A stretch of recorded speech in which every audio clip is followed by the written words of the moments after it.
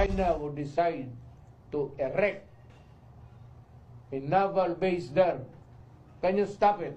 Mismong si dating Pangulong Rodrigo Duterte na ang nagbigay linaw sa aligasyong may gentleman's agreement daw siya kay Chinese President Xi Jinping tungkol sa mga pinag-aagawang teritoryo sa West Philippine Sea. Sa press con niya sa Davao City kagabi, kinumpirma ni Duterte na may usapan nga sila noon ni President Xi. The only thing I remember was that status quo. That's the word, na walang galawan. No movement, no armed patrols there. As is where is, para walang magkagulo. I assure you that if it was a gentleman's agreement, it would always have been an agreement that would keep the peace in the South China Sea.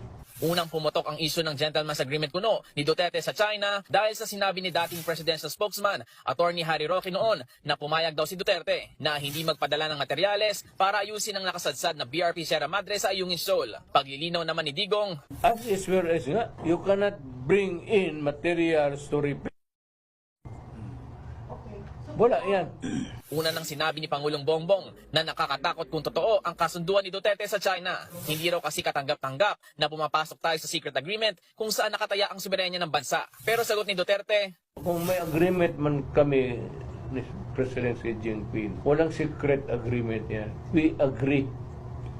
Then after that, yung agreement namin, isasabi namin sa Foreign Affairs particularly, to verbalize everything that is being said.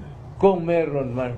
binalaan din niya si Marcos na huwag buyuin ang China sa Ayungin Shoal para hindi magkagera. Lalo't hindi raw siya naniniwala na tutulong ang Amerika kung magkagulo. Di-repair nila at gumawa sila doon ng mga bahay-bahay kung saan.